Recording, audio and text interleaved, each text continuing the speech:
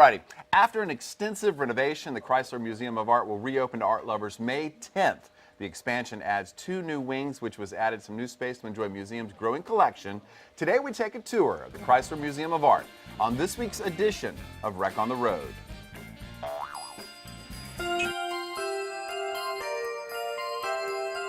Bill Hennessy is the director of the Chrysler Museum of Art, which is new and improved. Bill, please explain. It is indeed. On May the 10th at 10 o'clock in the morning, we're going to premiere the new Chrysler, which is going to have a lot of the things that people liked about the old Chrysler, but more of them.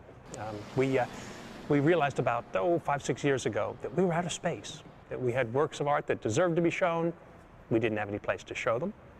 And we also wanted to let some room for expansion. So that started a long thinking process.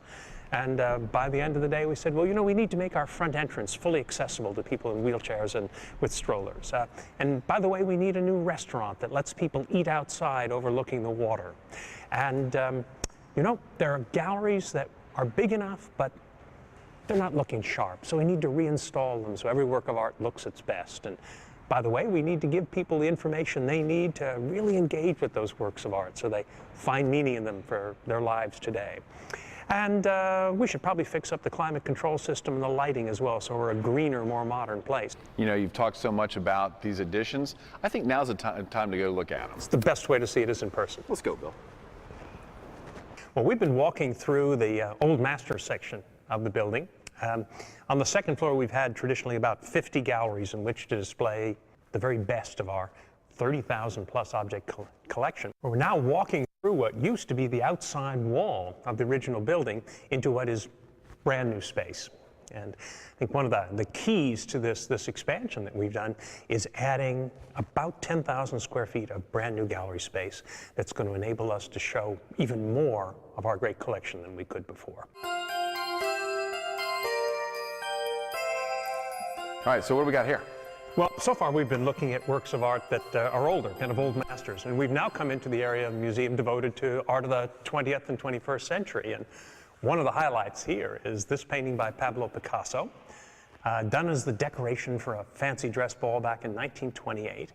And it has been in our storeroom for over 30 years, both because we didn't have room on our wall for such a big picture, and also because it needed some conservation. It had gotten a little dirty over the years and needed to be cleaned up. The expansions let us bring it out and let people see a great work by maybe the most famous artist of the 20th century. On the occasion of our opening, we thought this would be a wonderful moment for the Chrysler to commission a contemporary artist to create something just for our space. So we discovered this artist named Luke Jerram, an Englishman, who works in glass and uses as his primary material these little radiometers. So he put over 300 of them together in this chandelier, designed it for this space to fit perfectly, and they spin depending on how the sun comes at any given time of day. So it's always changing, it's always moving, it's always lively, and just makes me smile.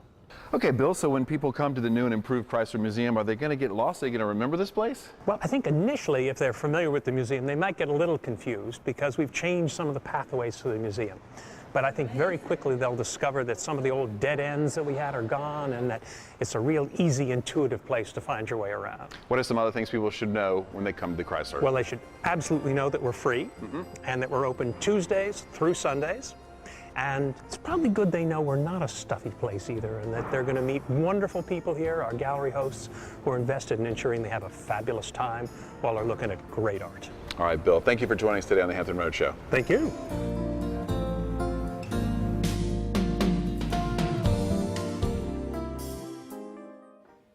All right, it's a $24 million renovation. It's taken about 1.5 years to complete. It will open May 10th, and you will definitely know it's open when this giant rubber ducky will be floating around in The Hague.